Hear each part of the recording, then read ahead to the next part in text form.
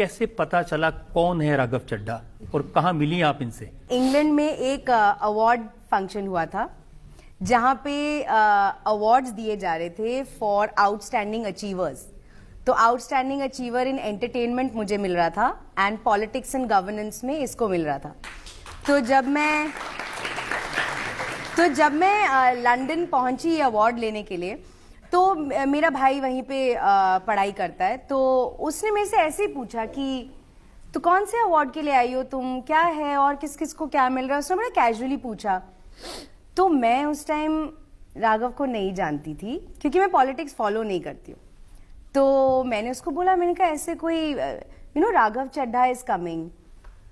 तो मेरे भाई का मुंह खुल गया, आंखें खुल गई। उसने कहा राघव चड्ढा इज कमिंग। तो मैंने कहा व्हाट हैपेंड। तो फिर मेरे भाई ने मुझे कहानी बताई कि मेरे दो भाई हैं और स्पेशली कोविड के टाइम से वो राघव को बहुत फॉलो करते थे और वो दोनों बहुत बड़े फैंस हैं राघव के।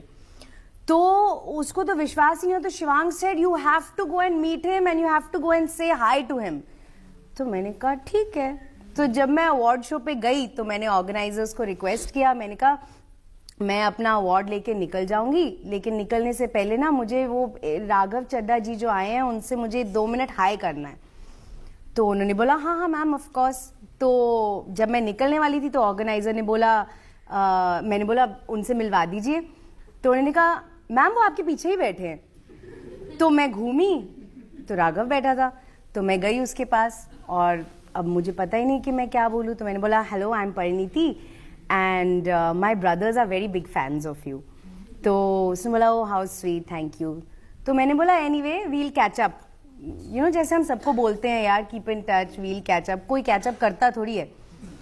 तो मैंने बोल दिया वील कीप इन टच, कभी आप बॉम्बे आओगे कहता हम कल सुबह ही मिल लेते हैं।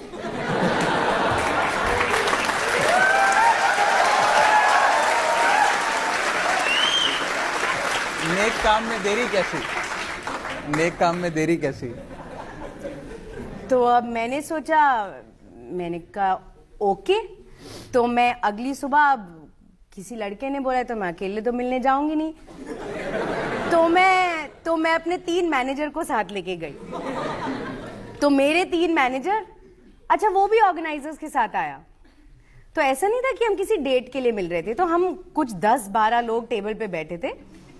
मैंने कहा बड़ा अजीब है, मेरे को बुला रहा है बट पूरी पलटन है साथ में, ही क्या हो रहा है। पर अब मैं आपको एक बड़ी फिल्मी कहानी बताती हूँ क्या हुआ। हम पूरी दुनिया की बातें कर रहे थे इधर उधर, सर हमने हर बातें कर ली। मैंने उसको बताया मैं मेडिटेशन करती हूँ, मैं स्कूबा डाइविंग करती हूँ। उसने कहा हाँ मुझे मेडिटेशन, सारी बातें हमने कर ली। मैंने कहा ठीक है। फिर एकदम से कुछ 1 घंटा बीत गया। सडनली इसको भूख लगी होगी या कुछ, सडनली कहता यार मुझे ना बड़ी भूख लग रही है, मैं तो खाने जा रहा हूं। एकदम से उठा और गया सर, और प्लेट में पूरा खाना भर के वापस आ गया। और मैं कि इस लड़के को देखी कि पहली बार हम लोग मिल रहे हैं, हम कैसे थोड़ा ही वो रखते हैं ना कि पूरा एक्सपोज ना करें हम अपने आप को पहली मीटिंग में। मैंने कहा यार ये तो बड़ा सही बंदा है। तो अब सर एक फिल्मी मोमेंट हुआ मेरे माइंड में। ये खाने की प्लेट लेके आया और खाना शुरू, और मैं इसको देख रही हूँ एंड जैसे बोलते हैं ना गाइस फिल्मी, मतलब मेरे माइंड में एक घंटी बजी। मैंने कहा I am going to marry this man.